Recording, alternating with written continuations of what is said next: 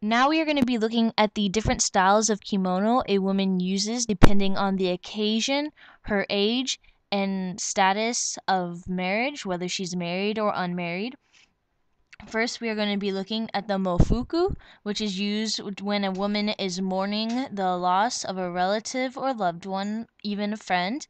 The mofuku is a simple plain back kimono with quarter sleeves, meaning the sleeves go to about the elbow of a woman. There is the addition of the family crest placed on each shoulder and on the back, just below the neck, and a black obi and obi-jin across the obi. The mofuku does not have any detail or pattern along the bottom of the kimono. This just goes to show that the mofuku is a very simple kimono with the main focus of mourning the loss of a loved one. Moving on to a more happy topic, we have the uchikake, which is known as the bridal kimono. The uchikake, as you can see in the pictures, is very elaborate and colorful and is worn over the kakeshita, which is the layers of white kimono underneath the uchikake. Prior to the Edo period, only the nobility were allowed to wear the uchikake for formal occasions. As you can see, the uchikake is very heavy and thick with padding to show a larger shoulders on the female. It is also known to trail on the floor to make a more flowing and elegant appearance towards the woman on her wedding day. In addition to the uchikake, we have the shiromuku, which is an engagement kimono. The shiromuku is a completely white kimono except for the red lining of the furisore uchikake underneath the shiromuku. The shiromuku is worn by the bride prior to the wedding to reveal that she is going to conform and meet the demands of her husband's family, sort of like showing that she will be a submissive wife and faithful to her husband. In addition, the shiromuku typically has patterns drawn, well, not drawn, but stitched in white silk on the bottom of the kimono that reveal and express good fortune towards the marriage. After a woman is married, she is limited to the types of kimono she is allowed to wear. The first of these kimono is called the kuro tomesere. This is a kimono that is completely black with short sleeves and 5 family crests. This is a formal kimono that is only allowed to be worn by married women. In addition to this, there is some detailing at the very bottom, but is very simple and not elaborate in color or design. The second kimono, which is made only for married women, additionally has shorter sleeves. This is called the Irotomesode. This kimono is less formal than the Kurotomesode because it has pale colors. In addition, it has 5 family crests similar to the Kurotomesode. Likewise, the designs on the Urotomesode are also simple in design and color. Now you may be asking yourself, how come married women are special and only get to wear certain types of kimono? Well, unmarried women also have their own special kimono. This is called the furisode. The furisode is made up of elaborate patterns and coloring that is supposed to resemble youth and fertility.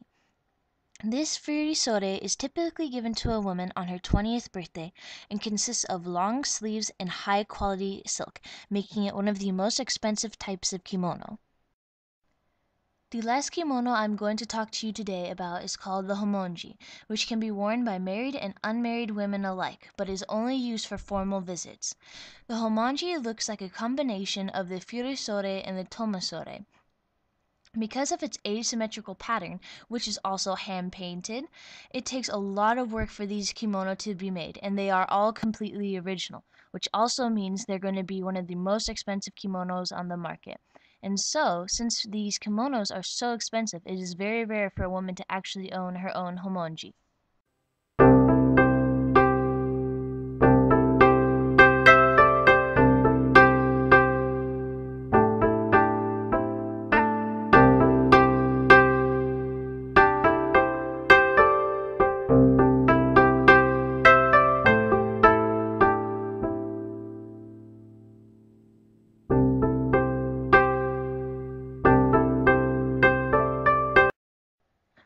Let's start our next section by talking about the focus point of the kimono, the obi.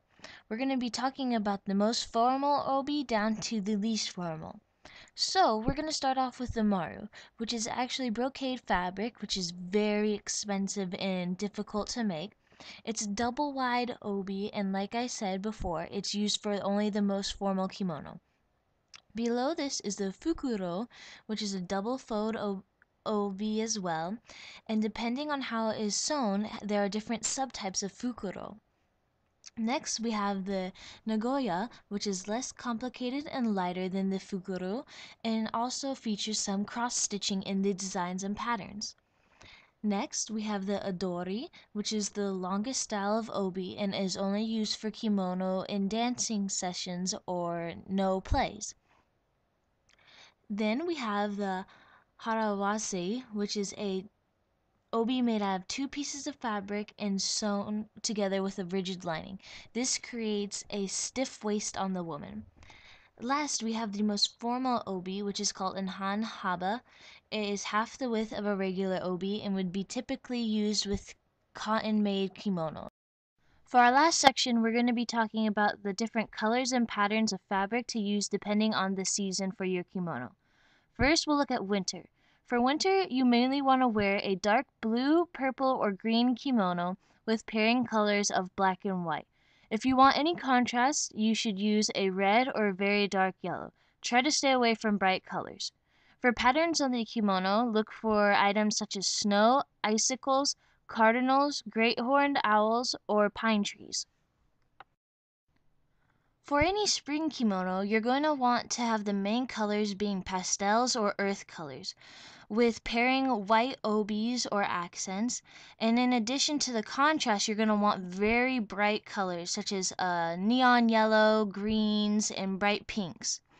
For the patterns on your kimono, try to stay around running water, apple blossoms, violets, such as the plants, not the colors, daffodils, grass, the bird robin, and geese. During the summer season, you're going to want to wear red, yellow, and pink kimonos paired with a peach color or any bright blues and greens. For contrast, instead of using a bright blue or green, you can use a dark blue or green. For the different patterns and details, try to stick around rivers, lakes, water lilies, butterflies, and swans. During the fall season, right before winter, you're going to want to wear bright reds and yellows with purples and oranges as contrast. So it'd be just a good rule of thumb to wear copper colors, things that match the colors of the leaves, during any of the seasons actually. For patterns, go with falling leaves, grain, grass, geese, and squirrels, and aster, which is a type of flower.